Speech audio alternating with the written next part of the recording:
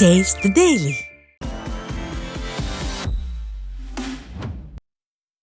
தென்காசி மாவட்டம் குற்றால அருவிகளில் வெள்ளப்பெருக்கு குறைந்ததை அடுத்து சுற்றுலா பயணிகள் குளிக்க அனுமதிக்கப்பட்டனர். மேற்கு தொடர்ச்சி மலையில் தொடர்ந்து மழை பெய்து வந்ததால் குற்றால அருவிகளில் வெள்ளப்பெருக்கு ஏற்பட்டது. இதனால் சுற்றுலா பயணிகள் குளிக்க தடை விதிக்கப்பட்டது. தற்போது வெள்ளப்பெருக்கு குறைந்ததால் சுற்றுலா பயணிகள் குளிக்க அனுமதிக்கப்பட்டனர். காவிரி ஆற்றில் ஏற்பட்டுள்ள வெள்ளப்பெருக்கால் நாமக்கல் மாவட்டம் குமாரபாளையம் பகுதியில் உள்ள பொதுமக்கள் முகாம்களில் தங்க வைக்கப்பட்டுள்ளனர். கனமழை காரணமாக மேட்டூர் அணை முழு கொள்ளளவை எட்டிய நிலையில் காவிரி ஆற்றில் வெள்ளப்பெருக்கு ஏற்பட்டுள்ளது. இதனால் குமாரபாளையம் காவிரி கரையோர பகுதிகளான கலைமகள் வீதி மற்றும் மணிமேகலை வீதிகளில் வெள்ளம் பாதிக்கப்படக்கூடிய பகுதிகளில் வசிக்கும் மக்களை முகாம்களில் தங்கும்படி அறிவுறுத்தப்பட்டது. இதனையடுத்து அந்த பகுதியில் உள்ள 78 குடும்பங்களைச் சேர்ந்த 204 பேர் நகராட்சி திருமண மண்டபம் மற்றும் தனியார் மண்டபங்களில் தங்க வைக்கப்பட்டுள்ளனர்.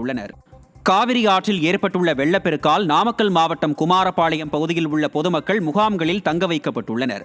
கனமழை காரணமாக மேட்டூர் அணை முழு கொள்ளளவை எட்டிய நிலையில் காவிரி ஆற்றில் வெள்ளப்பெருக்கு ஏற்பட்டுள்ளது. இதனால் குமாரபாளையம் காவிரி கரையோர பகுதிகளான கலைமகள் வீதி மற்றும் மணிமேகலை வீதிகளில் வெள்ளம் பாதிக்கப்படக்கூடிய பகுதிகளில் வசிக்கும் மக்களை முகாம்களில் தங்கும்படி அறிவுறுத்தப்பட்டது.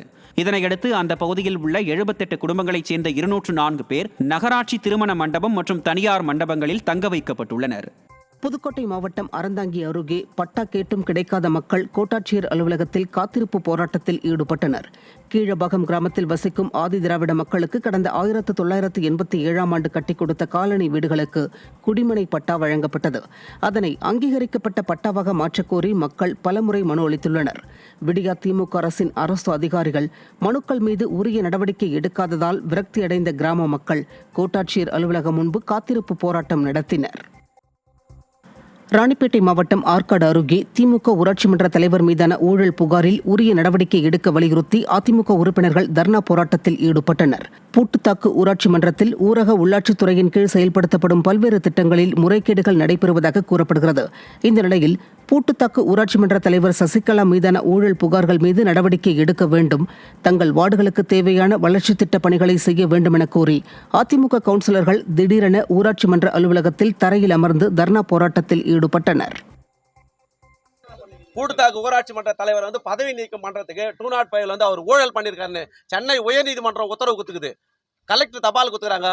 அந்த தீர்மானத்தைப்படி அவர் ரெக்கவர் அமௌண்ட் கட்டணும்னு சொன்ன பிறகு அவர் தகுதி இழந்தவர்.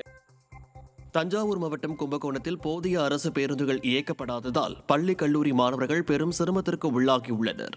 கும்பகோணத்தை சுற்றியுள்ள அசூர், கடிச்சம்பாடி, தேவானம்சேரி, திருநல்லூர் கிராமங்களுக்கு போதிய அளவில் அரசு பேருந்துகள் இயக்கப்படாததால் அந்த கிராம மக்கள் மாலை வீடு திரும்ப நீண்ட நேரம் காத்திருக்கும் அவலம் ஏற்பட்டுள்ளது.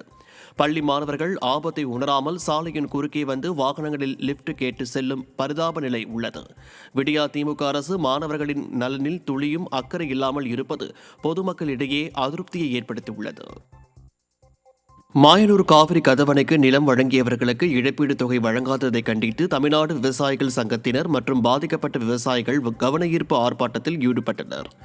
கரூர் மாவட்டம் கிருஷ்ணராயபுரம் அருகே மாயனூரில் நடைபெற்ற ஆர்ப்பாட்டத்தின் போது காவிரி கதவணை திட்டத்திற்கு கடந்த 2008ஆம் ஆண்டே நிலம் கையகப்படுத்தப்பட்ட நிலையில் அதற்கு உரிய இழப்பீடு தொகை வழங்கப்படாததை கண்டித்தும் கூடுதல் இழப்பீடு தொகை மற்றும் குடும்பத்திற்கு ஒருவருக்கு அரசு வேலை வழங்கக் கோரியும் முழக்கங்கள் எழுப்பப்பட்டது.